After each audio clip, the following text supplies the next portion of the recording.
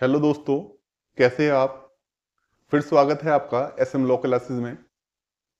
आज हम बात करेंगे भारतीय संविधान के भाग 1 की। जैसा कि आप जानते हैं, भारतीय संविधान के भाग 1 को, जिसका नाम है संघ और उसका राज्य क्षेत्र, और जिसका विस्तार अनुच्छेद 1 से लेकर 4 तक है। तो सबसे पहले हम ये जानने की कोशिश करते हैं कि अनुच्छेद 1 क्या कहता है। भारतीय संविधान का अनुच्छेद 1 हमें यह बताता है कि संघ का नाम क्या होगा और इसका राज्य क्षेत्र क्या होगा।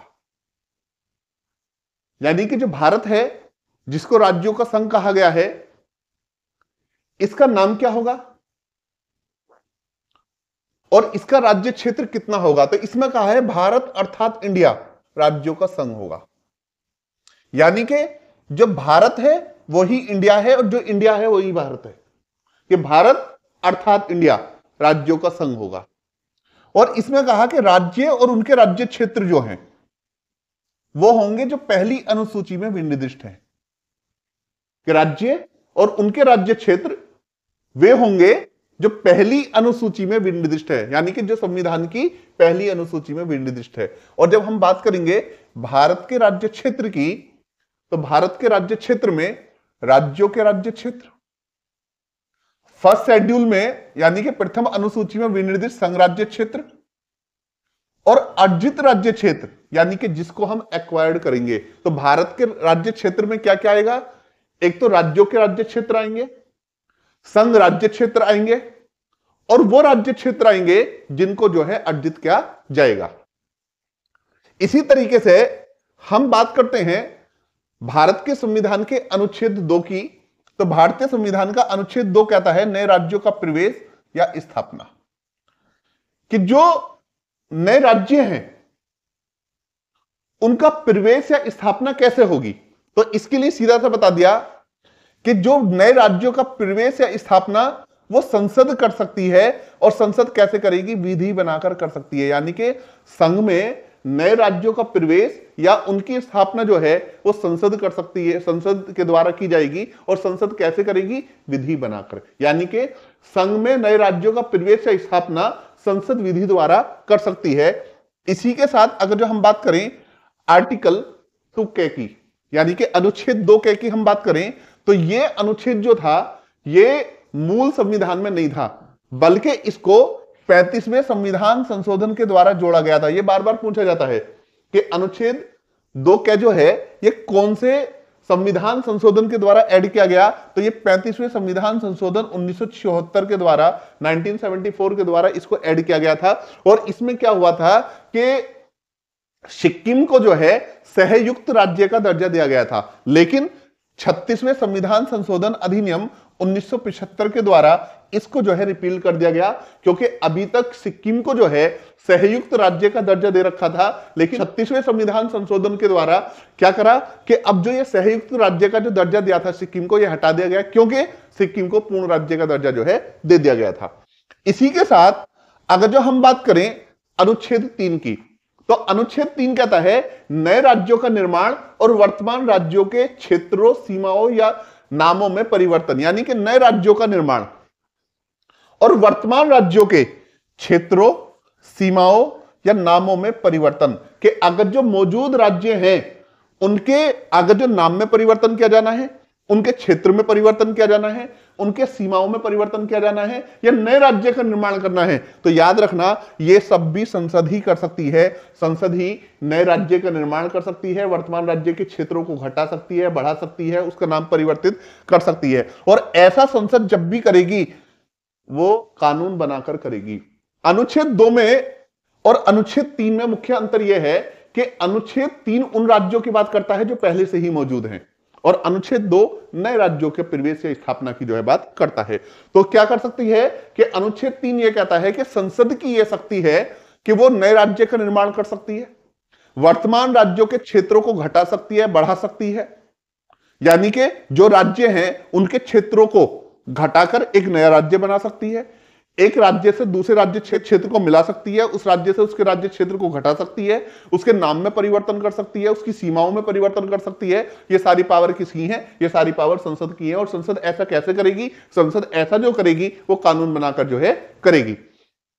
लेकिन याद रखना कि संसद को जो है वर्तमान राज्यों के क्षेत्रों, सीमाओं या नामों में परिवर्तन करने की शक्ति है, लेकिन संसद भारत के राज्य क्षेत्र को किसी दूसरे देश को जो है नहीं दे सकती। यानी कि संसद विधि बनाकर जो है भारत के किसी राज्य क्षेत्र को दूसरे राज्य को यानी दूसरे देश को नहीं दे सकती। ये पावर जो है संसद के पास नहीं है। अगर जो संसद अनुच्छेद 3 के अंतर्गत विधि बनाकर भारत के राज्य क्षेत्र को दूसरे देश को देना चाहे तो संसद नहीं दे सकती। क्यों नहीं दे सकती? क्योंकि संसद के पास ये पावर नहीं है। अनुच्छेद 3 जो है वो सिर्फ भारत के जो राज्य क्षेत्र है उसी की बात करता है। अनुच्छेद 3 के अंतर्गत संसद को यह शक्ति नहीं है कि वो कानून बनाकर भारत के राज्य क्षेत्रों को किसी दूसरे देश को दे दे।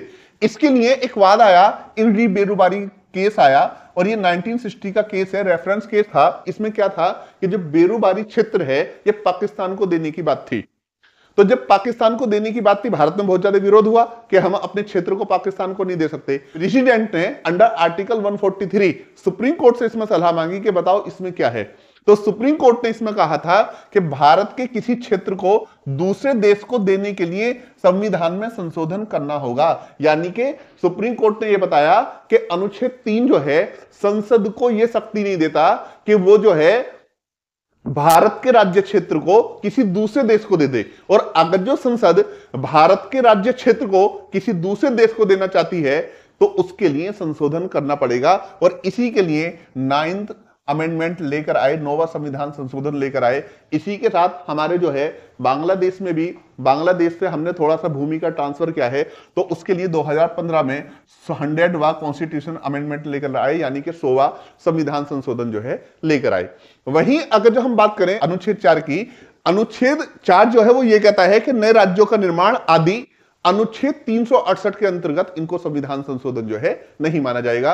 ये हमने भाग 1 देखा।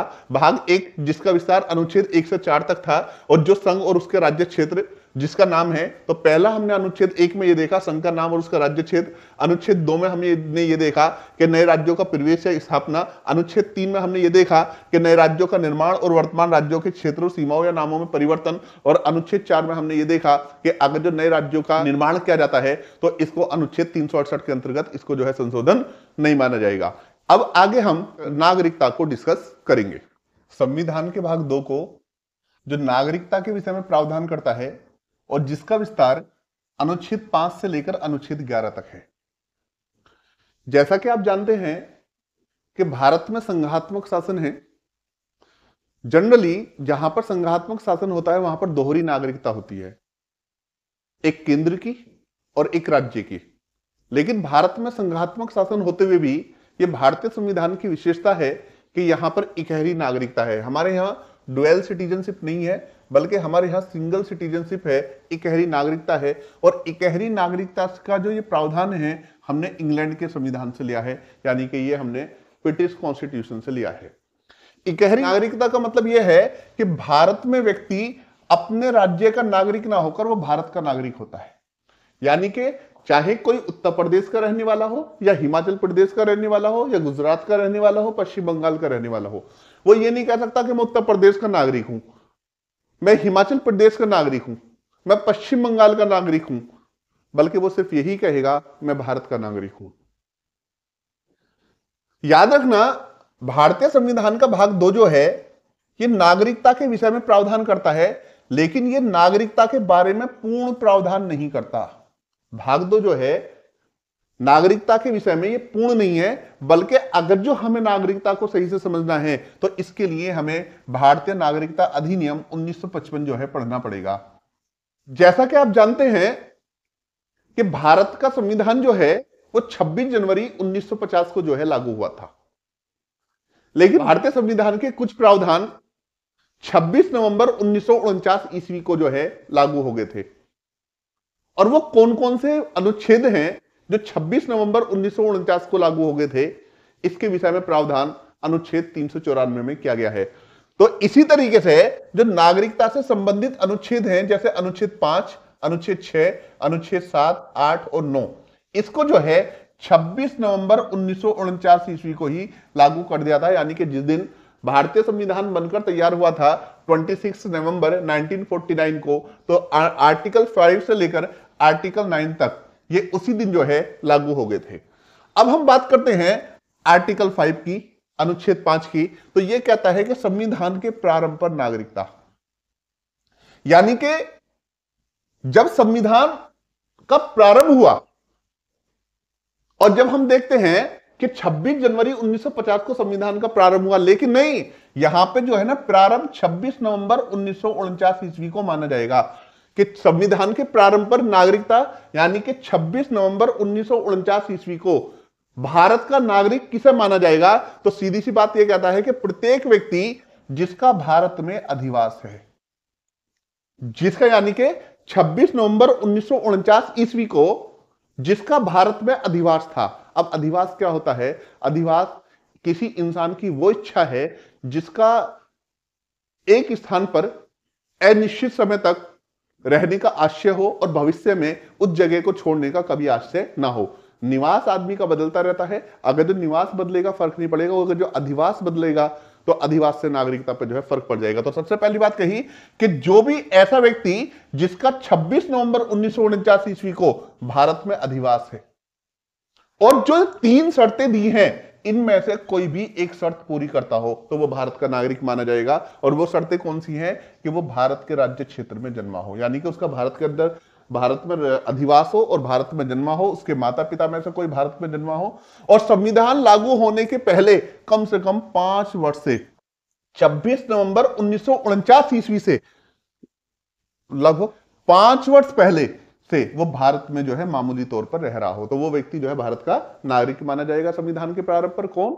जिसका भारत में अधिवास है, उसका जन्म भारत में हुआ हो, उसके माता पिता में से कोई भारत में जन्मे हो, या 26 नवंबर 1949 ईस्वी से पहले से 5 साल से वो भारत में जो है मामूली तौर पर जो है रह रहा हो। इसी के साथ आर्टिकल 6 ने यह कहा कि पाकिस्तान से भारत को प्रव्रजन करने वाले कुछ व्यक्तियों के नागरिकता के अधिकार, यानी कि जो व्यक्ति पाकिस्तान से भारत को आए हैं उनके नागरिकता के क्या अधिकार होंगे? तो कहता है कि अगर जो ऐसा कोई भी व्यक्ति जो इंडियन गवर्नमेंट एक्ट 1935 यानी कि भारत शासन अधिनियम 1935 के अंतर्गत भारत में जन्मा था, या उसके पिता पितामह माता या मातामह में से कोई भारत में जन्मा था और वो 19 जुलाई 1948 से पहले पाकिस्तान से भारत को आ गया, या अगर जो वो 19 जुलाई 1948 के बाद भारत में आया है और कम से कम 6 महीने से भारत में निवास कर रहा हो और उसको भारत के नागरिक के रूप में पंजीकृत कर लिया गया हो, तो वो भारत का नागरिक जो है माना जाएगा। आर्टिकल 7 यह कहता है कि अगर जो कोई व्यक्ति भारत से पाकिस्तान को प्रव्रजन कर गया, भारत से पाकिस्तान को चला गया, तो अब वो भारत का नागरिक जो है नहीं समझा जाएगा, वो भारत का नागरिक नहीं रहेगा। आर्टिकल 8 यानी कि अनुच्छेद 8 में यह कहा गया है कि भारत के बाहर रहने वाले भारतीय उद्भव के कुछ व्यक्तियों के नागरिकता के अधिकारों की बात करता है कि जो व्यक्ति ऐसे हैं विदेशों में रहते हैं लेकिन उनका उद्भव भारतीय है, उनके बारे में बताता है। और आर्टिकल 9 ने यह कहा है कि अगर जो भारत का कोई भी नागरिक विदेशी राज्य की नागरिकता से स्वेच्छा से अर्जित कर लेता है, यानी कि अगर जो भारत का कोई भी नागरिक है और वो किसी दूसरे देश की नागरिकता अपनी मर्जी से जो है अर्जित कर लेता है, तो अब वो भारत का नागरिक नहीं रहेगा। और इसी के साथ आर्टिकल 10 ने यह कहा कि नागरिकता के अधिकारों का बना रहना, यानी कि यह बताता है कि अगर जो किसी व्यक्ति को एक बार भारत की नागरिकता मिल गई है वो हमेशा भारत का नागरिक बना रहेगा जब तक कि संसद कोई अन्यथा प्रावधान ना करे। और इसी के साथ जो है अनुच्छेद 11 ने यह कहा कि संसद द्वारा नागरिकता के अधिकार का जो है विधि द्वारा विनियमन करना, यानी कि संसद समय समय पर कानून बनाकर नागरिकता से संबंधित अधिकारों का जो है विनियमन करेगी। इस तरीके से आज हमने भारतीय संविधान के भाग 1 और भाग 2 को समझा। आने वाली वीडियो में हम भाग 3 को यानी कि मौलिक अधिकारों को समझेंगे। जब तक के लिए जय हिंद, जय भारत।